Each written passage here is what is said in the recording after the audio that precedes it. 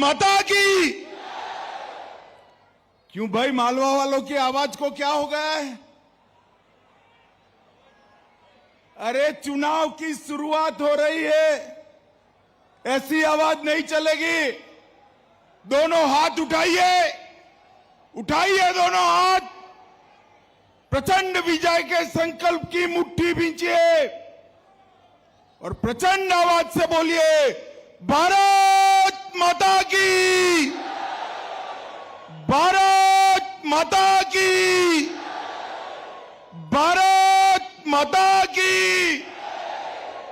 मंच पर उपस्थित मध्य प्रदेश शासन के लोकप्रिय मुख्यमंत्री श्रीमान शिवराज सिंह जी चौहान जी,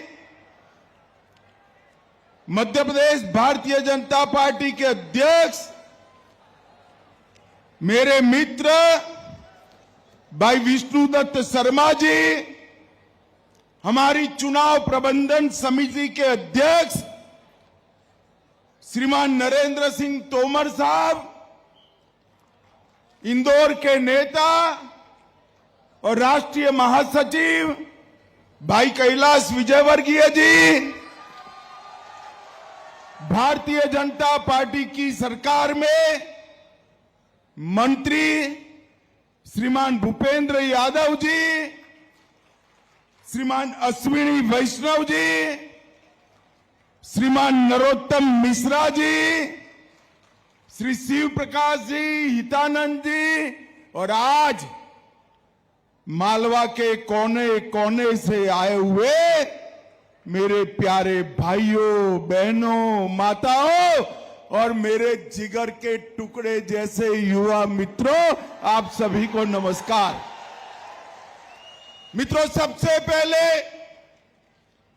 मैं इंदौर में आया हूं तो इंदौर में सबसे पहले मैं पुण्य श्लोक अहल्याबाई को श्रद्धा पूर्वक प्रणाम कर कर मेरी बात की शुरुआत करना चाहता हूं।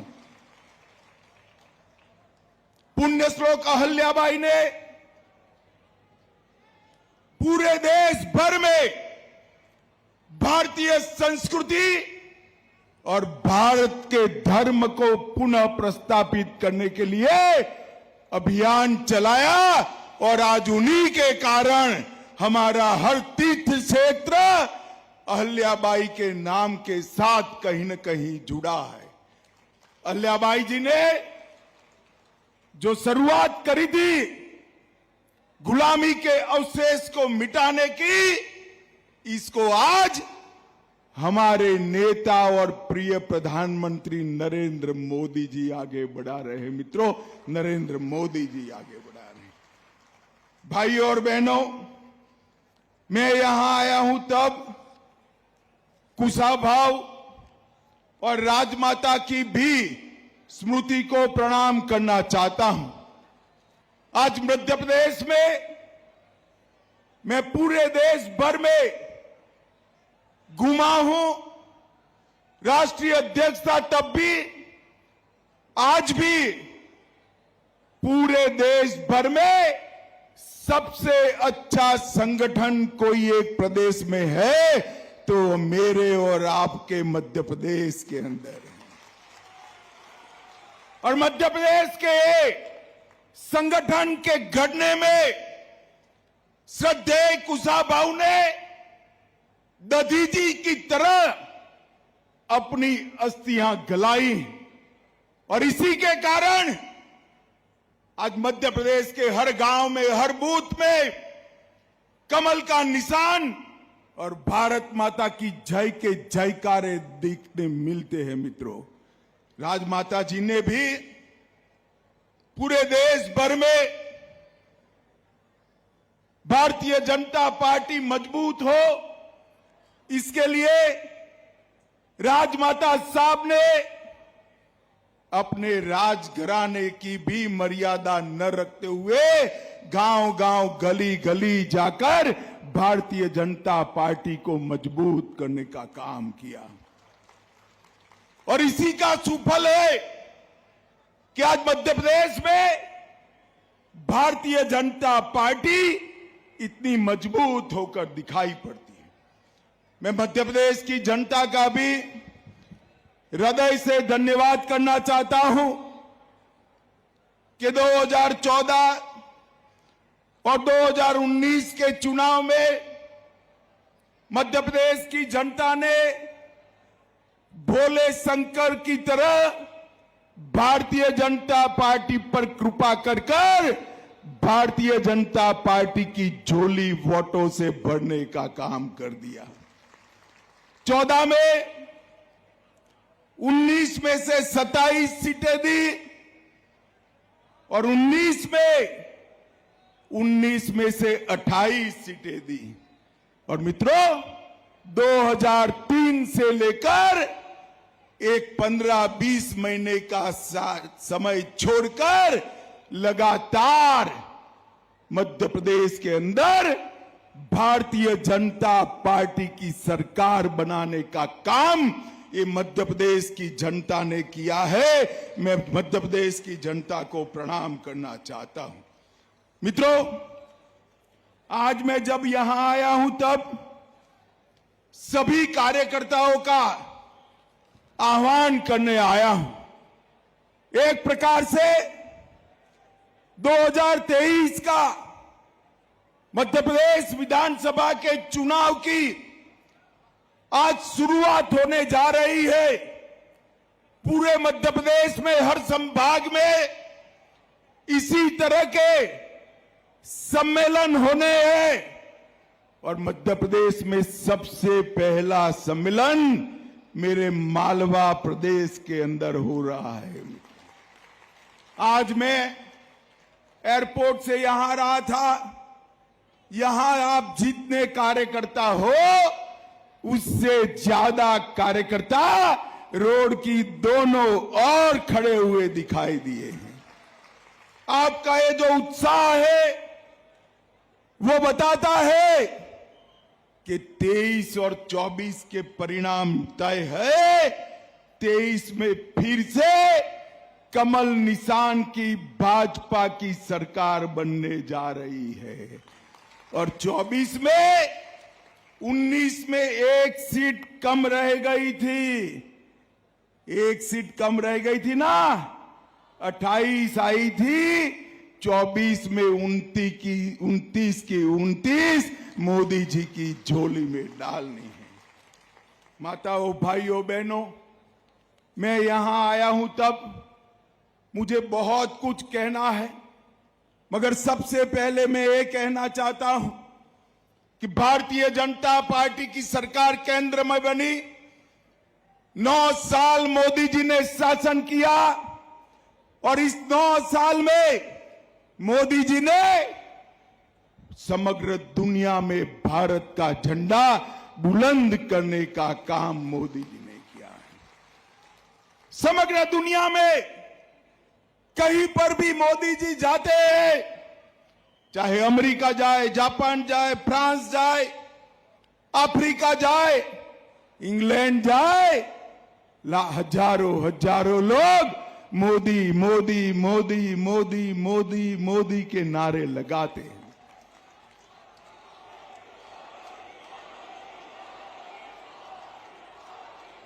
मित्रों, ये जो मोदी मोदी के नारे विदेश में लग रहे हैं ना, वो नरेंद्र मोदी जी के लिए नहीं लग रहे हैं, वो भारतीय जनता पार्टी के लिए नहीं लग रहे हैं। ये मोदी मोदी के नारे मालवा, मध्य प्रदेश और भारत की 130 करोड़ की जनता के सम्मान में नारे लग रहे हैं। मोदी जी ने हर क्षेत्र में भारत को आगे बढ़ाने का काम किया है। विकास के काम इतने हुए हैं कि मैं गिनाने जाऊं तो 7 दिन की भागवत सप्ताह बिठा दे तो भी सूची समाप्त नहीं होगी। परंतु मोदी जी ने इस देश को सुरक्षित करने का काम किया है। सोनिया मनमोहन की सरकार थी, यूपीए की सरकार थी, 4 से 14 तक आए दिन पाकिस्तान से आलिया मालिया जमालिया आते थे और गोलियां चलाकर बम धमाके कर कर चले जाते थे और केंद्र की सरकार ऊप तक नहीं करती थी। मोदी जी की सरकार आई, पाकिस्तान को लगा फिर से एक बार कर लेते हैं। उरी और पुलवामा में उन्होंने सेना के और सीआरपीएफ के जवानों पर हमला किया। वो भूल गए कि यूपीए की सरकार नहीं है, भाजपा वालों की सरकार है और मौनी बाबा मनमोहन सिंह नहीं, नरेंद्र मोदी प्रधानमंत्री है। नरेंद्र मोदी प्रधानमंत्री 15 ही दिन में सर्जिकल स्ट्राइक और एयर स्ट्राइक कर कर पाकिस्तान के घर में घुसकर आतंकवादियों की धज्जियां उड़ाने का काम हमारे सेना के जवानों ने किया। माताओं, भाइयों, बहनों, मुझे बताओ, ये कश्मीर हमारा है या नहीं है? जोर से सभी लोग बोलो, है या नहीं है? धारा 370 हटनी चाहिए थी या नहीं हटनी चाहिए थी? अरे बंटाधार, श्रीमान बंटाधार, आप और कमलनाथ दोनों मध्य प्रदेश के लोगों का आवाज सुन लो। मित्रों, कांग्रेस ने 70 साल से धारा 370 को अपने बच्चे की तरह गोदी में पाल कर रखा था, गोदी में पाल कर रखा। मध्य प्रदेश वालों ने दूसरी बार भारतीय जनता पार्टी की सरकार बनाई और 5 अगस्त 2019 को मोदी जी ने धारा 370 को समाप्त कर कर कश्मीर को भारत के साथ जोड़ दिया। ये कांग्रेस पार्टी और यूपीए, उनके सारे दल धारा 370 हटाने का विरोध करते थे। मुझे बताओ भाइयों, धारा 370 संभालने वाली कांग्रेस पार्टी को कोई वोट दे सकता है क्या? जोर से बोले, नाम बदले तो भी वोट दे सकते हैं क्या? और जोर से बोलो, दे सकते हैं क्या? अरे अयोध्या में रामलल्ला कितने साल से टेंट के अंदर विराजमान थे। 550 साल से न जाने कितने अज्ञात लोग शहीद हो गए, मगर राम जन्मभूमि पर मंदिर नहीं बनता था। ये कांग्रेस पार्टी मंदिर के काम को लटका रही थी, अटका रही थी, भटका रही थी। एक दिन सुबह मोदी जी के नेतृत्व में कोर्ट का फैसला आया और मोदी जी ने राम मंदिर का भूमि पूजन कर दिया।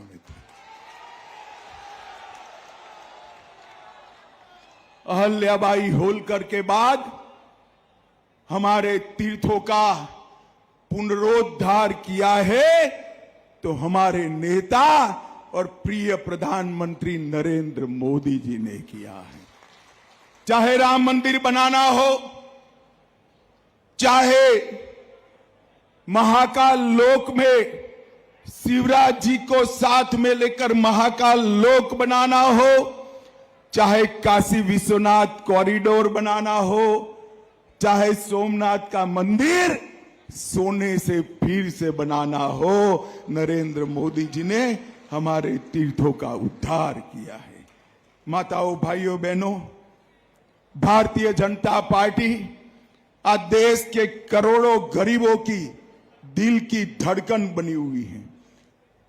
कांग्रेस की सरकार 70 साल चली, मगर गरीबों के लिए उन्होंने कुछ काम नहीं किया। भारतीय जनता पार्टी ने गरीब कल्याण के लिए ढेर सारे काम किए और गरीब कल्याण के कामों के कारण ही आज नरेंद्र मोदी जी पूरे देश के अंदर गरीबों के मसीहा के रूप में जाने जाते हैं। मित्रों, मैं देश की बात नहीं करना चाहता, सिर्फ मध्य प्रदेश की बात करना चाहता हूं। कमलनाथ की सरकार थी, किसान कल्याण निधि, किसान सम्मान योजना मोदी जी ने चालू करी। कमलनाथ जी ने मध्य प्रदेश के किसानों के नाम नहीं भेजे। हमारे शिवराज जी फिर से मुख्यमंत्री बने, 10 ही दिन में पूरी सूची तोमर साहब को भेज दी और आज 91,90,000 किसानों को किसान सम्मान निधि मध्य प्रदेश में मिल रहा है। 19,000 करोड़ रुपया मध्य प्रदेश के किसानों के बैंक अकाउंट में ट्रांसफर हुआ। 60,22,000 जल जीवन मिशन के माध्यम से 60,22,000 घरों में जल का कनेक्शन पहुंचा। 3.6 करोड़ 3,60,00,000 गरीबों को 5 लाख तक का सारा स्वास्थ्य का खर्चा फ्री ऑफ कॉस्ट करने का काम नरेंद्र मोदी जी ने किया है। 80 लाख शौचालय मोदी जी योजना लेकर आए और शिवराज जी ने हर घर जहां पर शौचालय नहीं था उसको ढूंढकर शौचालय बनाया। 80 लाख घरों में शौचालय पहुंचाने का काम ये डबल इंजन की सरकार ने किया है। 1.2 करोड़ परिवारों को 1.2 करोड़ परिवारों को प्रति व्यक्ति प्रति माह 5 किलो अनाज भारतीय जनता पार्टी के नेता नरेंद्र मोदी जी पहुंचा रहे हैं और शिवराज जी उसको घर तक पहुंचाने का काम कर रहे हैं। 11 लाख बहनों को उज्ज्वला का घर दिया। 53 लाख गरीबों को प्रधानमंत्री आवास योजना का आवास दिया और डीबीटी के माध्यम से 2.25 लाख करोड़ उनके घर में पहुंचाया गया है। मित्रों, ढेर सारे काम करें, मगर सबसे बड़ा काम मोदी जी ने 9 साल में किया है ना। तो मैं आपको पूछना चाहता हूं, मालवा वालों, सबको कोरोना का वैक्सीन मिल गया है या नहीं मिल गया है? अरे ईश्वर बताओ भाई, मिला है या नहीं मिला है? दोनों टीके लगे हैं ना? किसी को 25 पैसा देना पड़ा है क्या? शिवराज जी ने और मोदी जी ने कॉफी पिलाकर वैक्सीन लगाया ना। 130 करोड़ लोगों को मुफ्त में वैक्सीन लगाकर मोदी जी ने भारत को कोरोना से बचाने का काम किया है। मित्रों, काम। और कमलनाथ जी की सरकार 1.5 साल चली। हमारे शिवराज जी ने गरीब कल्याण की 51 से ज्यादा स्कीमें ऐसी थी जो शिवराज जी ने शुरू की और कमलनाथ जी ने बंद कर दी। भला पूछिएगा, आए तो कभी आते नहीं है, वैसे तो आए तो पूछना कि हमारी योजनाएं क्यों बंद कर दी थी। मैं बताऊं क्यों बंद कर दी थी? अरे सुनना है, योजनाओं का पैसा, गरीबों का पैसा, बड़े बड़े कामों के टेंडर निकलवाकर कॉन्ट्रैक्टर से कमीशन खाने के लिए गरीबों की योजनाओं को बंद कर दिया था। 18,000 से ज्यादा ट्रांसफर क्लास 1 ऑफिसर के 1.5 साल के अंदर किए गए। 18,000 से ज्यादा। मध्य प्रदेश में उनके समय में कोई नई इंडस्ट्री तो नहीं आई।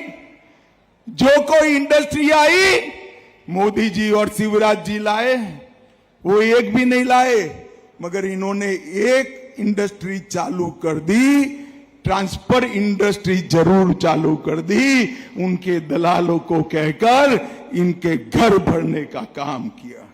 पूरे मध्य प्रदेश के अंदर श्रीमान बंटा धार का शासन याद कराने का अनुभव केवल और केवल 1.5 साल के अंदर करा दिया। माताओं, भाइयों, बहनों, हमारे यहां 2003 से लेकर अब तक जितनी भी सरकारें चली, उन्होंने और बाद में शिवराज जी ने और फिर मोदी जी और शिवराज जी की जोड़ी ने मध्य प्रदेश को बीमारू राज्य से विकसित राज्य बनाने का काम किया। आज मैं मालवा वालों को पूछना चाहता हूं, भाई, हर गांव में, हर घर में बिजली पहुंची है या नहीं पहुंची है? सिंचाई का रकबा बढ़ा है या नहीं बढ़ा है? गेहूं, चावल और मूंग शिवराज जी खरीद रहे हैं या नहीं खरीद रहे हैं? जोर से बोलो, खरीद रहे हैं या नहीं खरीद रहे हैं? मित्रों, जब उनकी सरकार थी तब ये सारी चीजें नहीं होती। मैं आज पूछने आया हूं श्रीमान बंटा धार और करप्शन नाथ जी को कि आप बताइए, आप कितना मध्य प्रदेश का बजट छोड़कर गए थे? वो लोग मध्य प्रदेश का बजट 23,000 करोड़ का छोड़कर गए थे। वर्ष 2023 में शिवराज सिंह चौहान ने 23,000 करोड़ के सामने 3,14,000 करोड़ का बजट पेश किया। मित्रों, सर्व शिक्षा अभियान का बजट 8 गुना बढ़ा। एसटी, एससी, ओबीसी का बजट 60 गुना बढ़ा है। पहले 1,056 करोड़ था, शिवराज जी के शासन काल में 1,056 करोड़ से बढ़कर 64,390 करोड़ बजट हुआ है। औद्योगिक विकास दर माइनस में घुमा करती थी और माइनस कम हो जाए तो वो सीना फुलाते थे। आज औद्योगिक विकास दर 24% हुई है। राष्ट्रीय राजमार्ग 4,000 किलोमीटर से 13,000 किलोमीटर पहुंचे और कृषि विकास दर नेगेटिव में से बढ़कर 18%, समग्र देश में सबसे ज्यादा कृषि विकास दर हमारे मध्य प्रदेश ने की। मैं किसानों के लिए कहना चाहता हूं, एमएसपी पर गेहूं की खरीदी उन लोगों ने 4 लाख टन करी थी।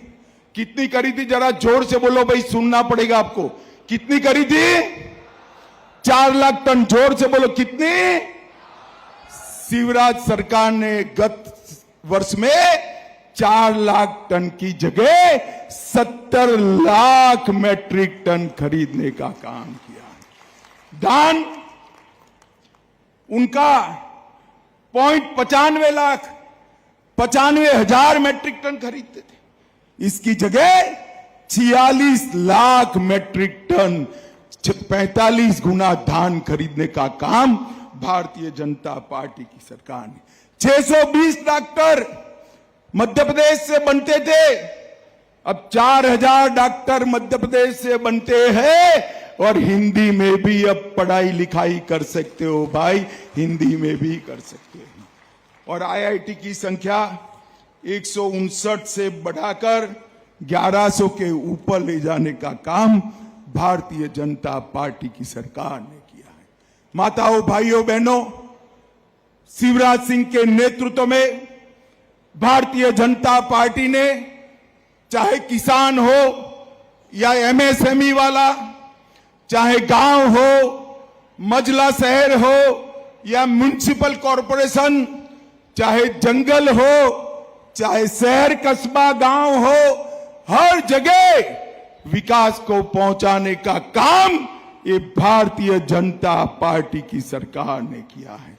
और मित्रों, मैं आज पूछना चाहता हूं श्रीमान बंटा धार और करप्शन नाथ जी को कि आप बताइए, 2004 से 14 तक कांग्रेस की सरकार थी, आप कितना रुपया मध्य प्रदेश को देते थे? मैं बताता हूं, 2004 से 14 तक वो लोग 2 लाख करोड़ रुपया केंद्र से मध्य प्रदेश को देते थे। कितना देते थे भाई? जोर से बोलो, कितना? और नरेंद्र मोदी जी ने 14 से 23 के 9 साल में 7.5 लाख करोड़ रुपया देने का काम नरेंद्र मोदी जी ने किया। रेलवे के लिए, राजमार्ग के लिए कई सारे काम किए। रेलवे और नेशनल हाईवे मिलाकर टोटल 1 लाख करोड़ से ज्यादा अलग पैसा दिया। ग्वालियर हवाई अड्डे का विस्तार, रीवा में नया हवाई अड्डा, जबलपुर में नया टर्मिनल और 4000 से ज्यादा तालाब बनाने का काम किया।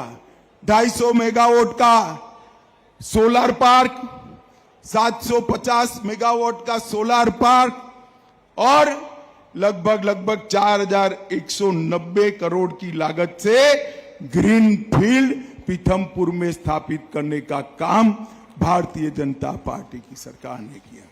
मित्रों, नीचे भारतीय जनता पार्टी की सरकार और ऊपर मोदी सरकार, ये दोनों मिलकर एक डबल इंजन की सरकारें मध्य प्रदेश को देश का नंबर 1 राज्य बनाएगी, नंबर 1 राज्य बनाएगी। आप सभी हर बूथ से आए हुए कार्यकर्ता हैं, मैं आप सभी को एक बात कहने आया हूं कि भाजपा को चुनाव कभी भी मंच पर बैठे हुए नेता नहीं जिता सकते। जिता सकते हैं क्या? अरे जोर से बोलो, जिता सकता है? भाजपा को नेता कौन जिता सकता है? कौन चुनाव जिता सकता है? कौन कौन कौन कौन? सही बात है, भाजपा को चुनाव मेरे बूथ में बैठा हुआ कार्यकर्ता जिता सकता है।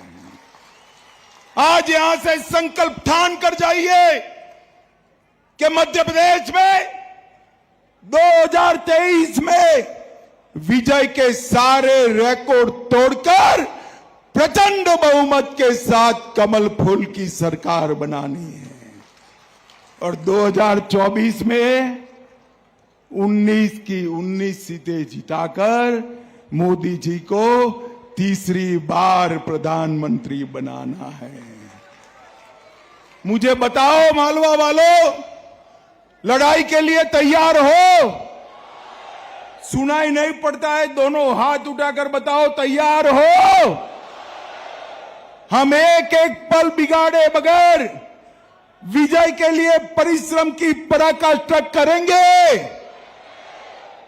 पक्का करेंगे। रिकॉर्ड मार्जिन से मध्य प्रदेश में सरकार बनाएंगे। मोदी जी को सभी सीटें देकर तीसरी बार प्रधानमंत्री बनाएंगे।